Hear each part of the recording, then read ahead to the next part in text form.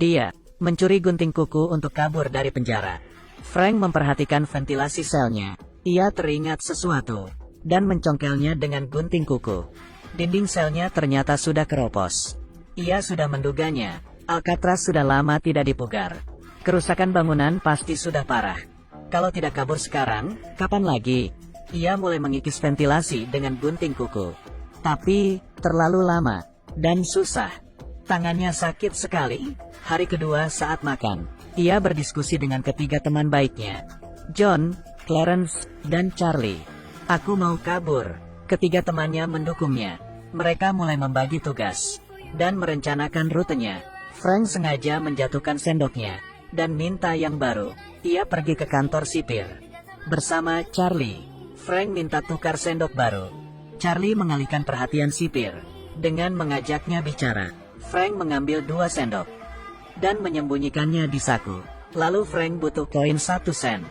Frank mencari napi yang punya 1 sen. 1 sen ini dioper dari napi satu ke napi lainnya dan sampai kepada Frank.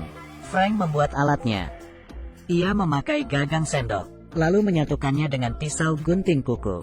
Ia menggerus koin 1 sen menjadi bubuk, mematikan lampu, dan mengelasnya dengan api. Alat kikis barunya sudah jadi. Ia minta bantuan temannya untuk mengawasi. Frank segera bekerja. Tak lama, sipir datang karena mencium bau gosong. Ia mulai memeriksa. Temannya yang melihat sipir langsung pura-pura batuk. Ia lalu mengambil cangkir dan mengetukkannya ke pintu sel. Sebelum sipir sampai ke sana, Frank mendengar kode itu. Ia segera menutupi ventilasinya dengan koper. Lalu, menuangkan sisa bubuk ke jamban dan berbaring di kasur. Untung saja ia cekatan dan berhasil lolos kali ini. Setiap hari, Frank bekerja keras mengikis tembok. Debunya terlalu banyak.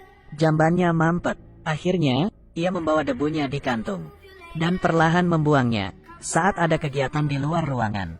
Rencananya ini efektif. Lubangnya sudah cukup besar. Ia lalu memberitahu rencananya kepada ketiga temannya.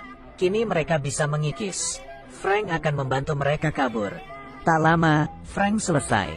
Tapi, kawat ventilasi tidak bisa dicopot. Frank memikirkan solusinya. Ia ikut kelas keterampilan kayu dan mencuri sebatang logam. Charlie terkejut.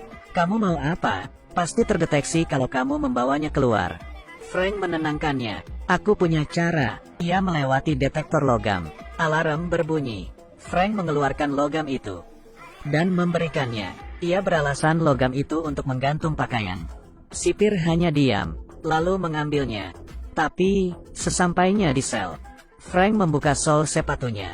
Ternyata ia menyimpan 1 lagi. Ia sengaja menyimpan 2 logam supaya tidak ketahuan. Frank sangat cerdas.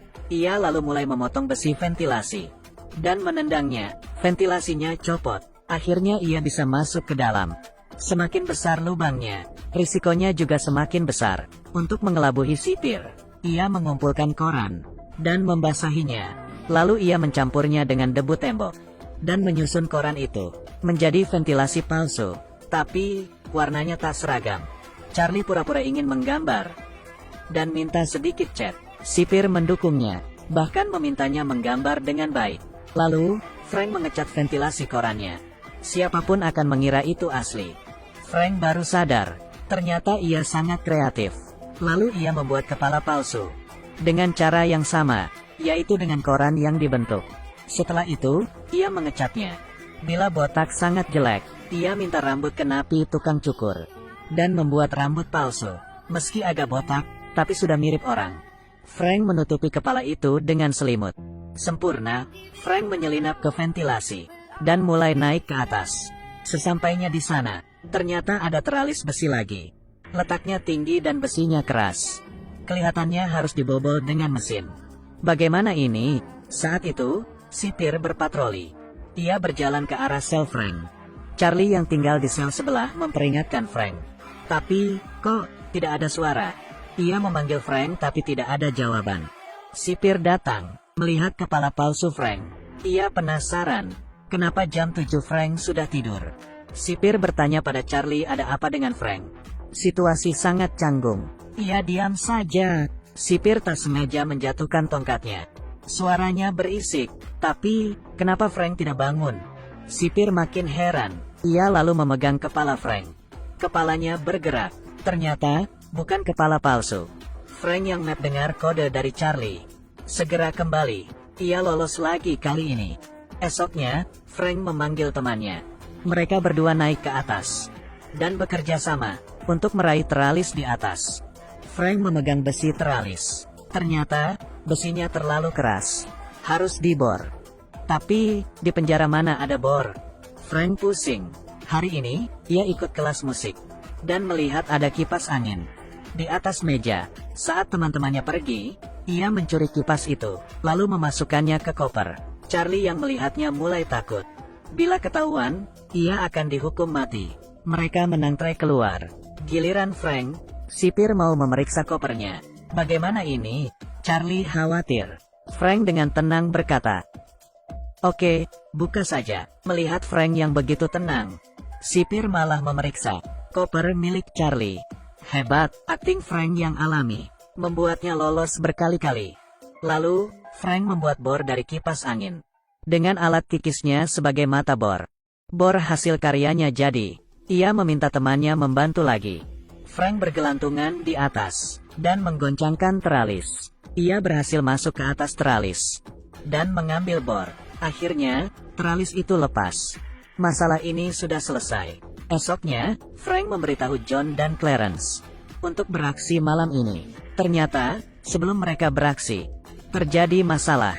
Para sipir sudah curiga, dan melakukan pemeriksaan, karena gerak-gerik Frank yang aneh. Sipir tahu Frank mau kabur. Ia melempar semua barang Frank keluar, lalu memeriksanya dengan detektor logam. Kepala sipir juga ikut. Ia melihat koper yang menutupi ventilasi, dan memindahkannya. Frank sangat gugup. Jantungnya mau copot. Kepala sipir melihatnya, dan mengembalikan kopernya ke posisi semula. Kepala sipir tidak menemukan apapun dan pergi. Frank sadar, makin lama ia di sana, ia akan makin dicurigai. Ia harus segera kabur. Tengah malam, Frank memakai kepala palsu, dan berhasil mengelabuhi sipir. Frank, John, Clarence menerobos ventilasi, dan naik ke lantai atas. Akhirnya, mereka berhasil keluar. Setelah memastikan keamanan, mereka naik ke atap. Mereka bertiga berhasil kabur, dan menghindari lampu. Lalu mereka memanjat turun ke tanah. Tapi, di penjara ada kawat pengaman. Penjara itu berada di tengah pulau. Bila mereka ingin kabur, harus menggunakan pelampung baru bisa berenang. Demi mencegah jaket pelampung sobek, Frank memanjat kawat pengaman, dan melempar jaket pelampung keluar. Mereka bertiga berhasil kabur. Mereka sekuat tenaga meniup jaket pelampung. Lalu, mereka berenang ke laut. Esok paginya, sipir melihat Frank masih tidur. Ia masuk ke sel Frank, dan mau menghajarnya. Kepala palsu Frank jatuh ke lantai. Pencarian segera dilakukan. Setelah mencari di seluruh pulau, hanya ada sekuntum bunga krisan di sana. Bunga krisan melambangkan harapan. Mereka bertiga mungkin berhasil kabur. Kepala sipir membuang bunga itu ke laut, dan mengumumkan ketiganya mati. Alcatraz merupakan penjara teraman di dunia. Tidak boleh ada napi yang kabur. Film ini berjudul Escape from Alcatraz. Tamat. Oke, like dan follow, ya. Aku Kaki Minyak. Sampai jumpa semua.